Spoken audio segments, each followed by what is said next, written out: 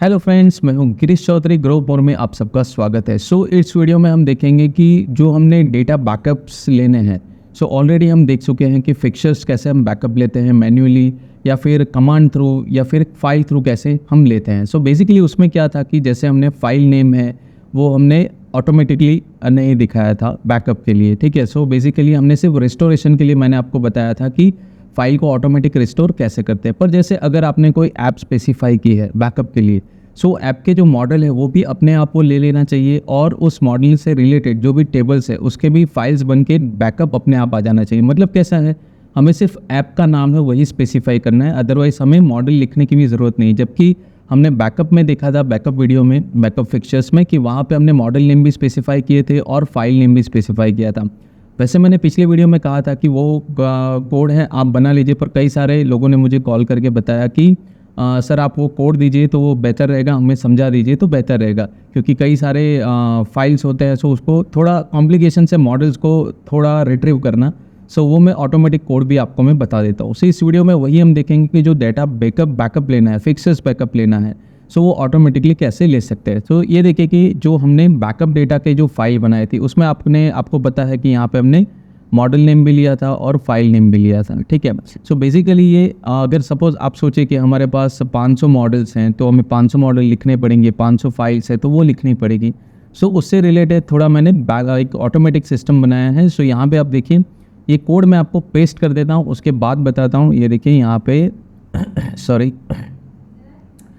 इसको मैं कॉपी कर लेता हूँ और यहाँ पे देखिए मैं सब प्रोसेस से मैंने यूज़ किया है, तो कोई इशू नहीं है, आप वो भी कॉल कमांड भी यूज़ कर सकते हैं, वो आपकी चॉइस है।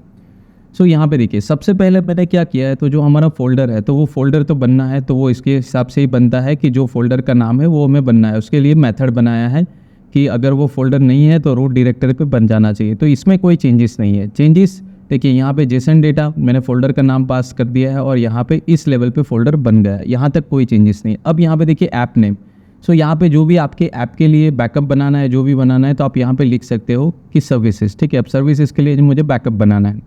यहाँ पे मैंने क्या किया है, मॉडल्स एक लिस्ट लिया है।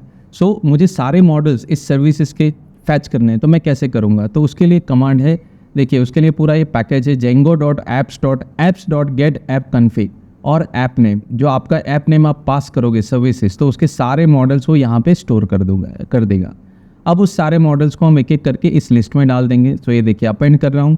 यहाँ पे model dot meta app label और dot model underscore name. Model का नाम सिर्फ मुझे चाहिए, देखिए मुझे बहुत सारे दूसरी डिटेल्स नहीं चाहिए, सिर्फ मॉडल्स का नाम। उसके लिए मैं यहाँ पे सिर्फ ये कमांड लिखना है आपको, ठीक है। ये ऐसा नहीं है कि हर बार चेंज होने वाला है, तो एक कांस्टेंट है। नहीं समझ में आया तो भी आप जो प्रीवियस है, जो मैनुअल सिस्टम है, वो यूज़ कर सकते हैं, कोई इशू नहीं है। बेसिकली यहाँ पे क्या करेंगे, तो चलिए सबसे पहले यहाँ पे देखिए मॉडल जो हमने यहाँ पे लिया है, तो मॉडल क्या क्या है, Meta app dot model dot app name, मतलब ये हमारा सर्विस का होगा, मतलब कि ऐप का नेम होगा। ये कुछ इस तरह से स्टोर करेगा, that service dot model name, service dot model name, इस हिसाब से यहाँ पे सर्विसेज डॉट मॉडल नेम, इस तरह से ये लिस्ट में सारी सेव करता जाएगा। सिर्फ मॉडल नेम सेव नहीं करेगा बट हमारा ऐप का नेम भी वो सेव करता जाएगा। इस हिसाब से ये पूरा लिस्ट तैयार होगा कि जैसे हमने यहाँ पे प्रीवियसली आपने देखा है कि ये जो हमने लिखा था कि इस तरह से। Just a minute. ये देखिए कि यहाँ पे जो हमने बैकअप लिया है, ये देखिए हमने यहाँ पे फाइल लिया है और सर्विसेज के लिए। यहाँ पे देखिए front dot movie, front dot actor, तो इस तरह से सर्विसेज डॉट आपका मॉडल नेम, सर्विसेज डॉट आपका मॉडल नेम, इस तरह से ये स्टोर करेगा, ठीक है। बेसिकली ये कोड वही काम कर रहा है। और फाइल्स के लिए तो हमने जो लोड करते हैं वही चीज़ है कि मॉडल का नाम है। अब मुझे क्या करना है कि मॉडल का नाम, यहाँ पे फाइल तो है नहीं, फाइल तो हमें बनानी है। बेसिकली यहाँ पे मैंने क्या किया है कि जो भी मॉडल का नाम है उसी को लोअर केस में बना के पीछे डॉट जेसन लगाना है और उसको प्लूरल बनाना है। जैसे कि यहाँ पे हमने किया था कि मूवी नाम का मेरा मॉडल है तो मेरा फाइल का नेम होगा मूवीज़। अगर एक्टर नाम का मॉडल है तो मेरा फाइल का नेम होगा एक्टर्स, और ए और एम स्मॉल में होंगे, और इस हिसाब से बनाना है। ठीक है, तो यहाँ पे मैं बनाया है, देखिए मॉडल्स, ठीक है। तो पहले मैं क्या किया है, मॉडल्स को मैंने एक्सेस कर लिया है। अब मॉडल्स को वापस मैं लूप में घुमा रहा हूँ। अब मैं क्या करूँगा, ऐप लेबल और यहाँ पे देखिए मॉडल नेम। मॉडल को मैं स्प्लिट कर दूंगा, मतलब कि यहाँ पे देखिए तो मॉडल्स में तो सारे मॉडल्स अभी मेरे पास हैं, पर किस लेवल पे है? सो यहाँ पे मेरे मॉडल्स किस लेवल पे होंगे, कुछ इस तरह से लिखा हुआ होगा मैंने, मतलब इस लिस्ट में। सो इस तरह से होंगे सर्विसेज डॉट एक्टर, ठीक है। सो इस तरह से ऐड होंगे। सो अब इसमें से क्या करना है, जो ऐप लेबल होगा, मतलब यहाँ पे मुझे क्या करना है, जो मॉडल नेम है उसको स्प्लिट करना है, ये जो डॉट से स्प्लिट करना है। तो बेसिकली यहाँ पे सर्विसेज अलग हो जाएगा और एक्टर अलग हो जाएगा, ठीक है, ये आपको ध्यान में रखना है। सो बेसिकली यहाँ पे ऐप लेबल में ये सर्विस आ जाएगा और मॉडल नेम में एक्टर आ जाएगा। मतलब यहाँ पे दो वेरिएबल में भी एक साथ आप वैल्यू स्टोर कर सकते हैं, ये फैसिलिटी है पाइथन में। सो मतलब कि मॉडल में जो स्प्लिट होगा, सो सर्विस स्प्लिट होगी डॉट के साथ, क्योंकि बीच में डॉट होगा और एक्टर।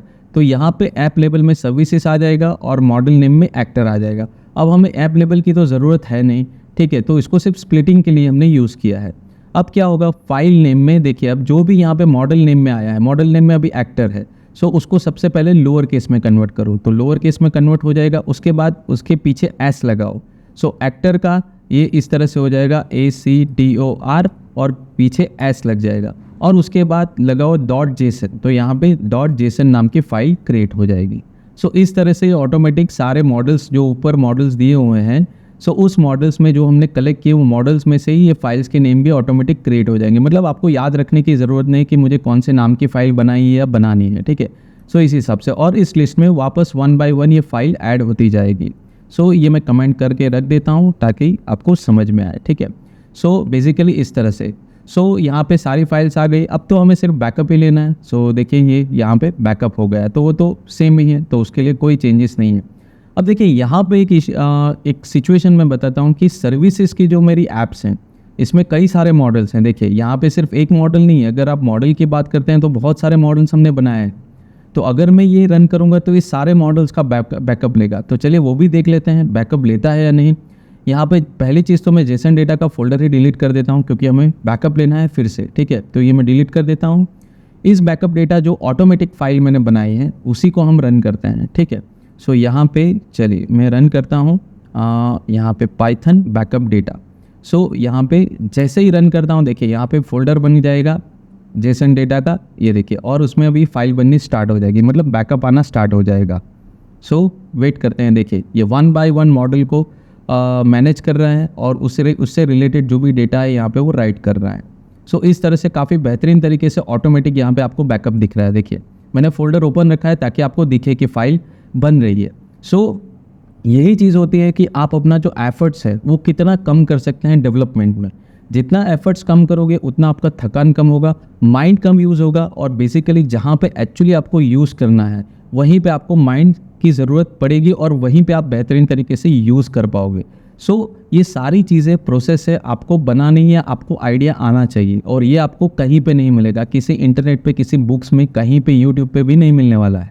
सो ये बहुत बेहतरीन तरीका है। इस तरह से आप फाइल को बैकअप, ऑटो बैकअप ले सकते हैं। देखिए सभी फाइल्स का जो मॉडल्स है उसका फाइल का नाम भी बन गया, मुझे कोई टेंशन लेने की ज़रूरत नहीं कि मॉडल का नाम क्या है, क्या रखना है, कुछ भी नहीं, ऑटोमेटिकली ये हो गया। अब यहाँ पे देखिए कि मैं फाइल भी खोल के दिखाता हूँ, ये देखिए एक्टर्स का बैकअप आ गया, ऑथर्स का आ गया, सभी का बैकअप अपने आप आ गया, देखें। सो मेरे लिए कितना ईजी होगा कि अगर ये मुझे डेटा कहीं पे मूव करना है तो मुझे सिर्फ वहाँ पे मॉडल पेस्ट करना है एंड जस्ट इसको मैं लोड कर दूंगा। वो भी ऑटो फाइल से, वो भी अपने आप जेसन डेटा डिटेक्ट करेगा और अपने आप लोड कर देगा। हाँ, वहाँ पे अगर मॉडल नहीं बना है तो बात अलग है, वहाँ पे वो एरर आ सकती है, पर वो चीज़ आपको ध्यान रखनी है। कुछ तो चीज़ें आपको ध्यान रखनी पड़ेगी, पर बेसिकली ये आपकी एफर्ट्स काफ़ी कम कर देता है, बहुत बेहतरीन तरीके से डेटा को मैनेज कर देता है, लोड डेटा भी और ऑटो बैकअप भी। सो ये आपको ध्यान रखता है। इसको मैंने कहा था कि जेंगो में इसको फिक्सचर कहते हैं, तो ये आपको ध्यान रखना है, क्योंकि बैकअप जेसन ऐसा या फिर डम डेटा आप यूज़ करोगे तो शायद सामने वाला आपको फिक्सचर्स पूछ लेगा, तो आपको शायद पता नहीं चलेगा, पर कॉन्सेप्ट यही है। तो वो कोई नया कॉन्सेप्ट नहीं है, फिक्सचर यही है कि आप जो डेटा है उसका बैकअप कर रहे हो जेसन फॉर्मेट में, दैट्स इट, और उसी को लोड कर रहे हो जेसन फॉर्मेट से इनटू जो अवेलेबल टेबल है उसी में, ठीक है। सो यहाँ पे कोई रॉकेट साइंस नहीं है, सिंपल है, बहुत इजीली आप इस डेटा को मैनेज कर सकते हैं। चलिए अब आगे देखेंगे हम कि डेटा को अलग अलग लेवल पे कैसे एक्सेस कर सकते हैं। सो हम आने वाले वीडियो में वो सीरीज़ आप देखेंगे। सो ये वीडियो पसंद आया है तो लाइक कीजिए, शेयर कीजिए, सब्सक्राइब कीजिए। कोई भी क्वेश्चंस हो, क्वेरी हो, आपको कुछ जानना हो, सो वो सारी चीज़ें आप मुझे कमेंट सेक्शन में पूछ सकते हैं। वो सारी चीज़ों का आंसर मैं आपको डेफिनेटली दूंगा, 100% दूंगा। सो आज के लिए धन्यवाद।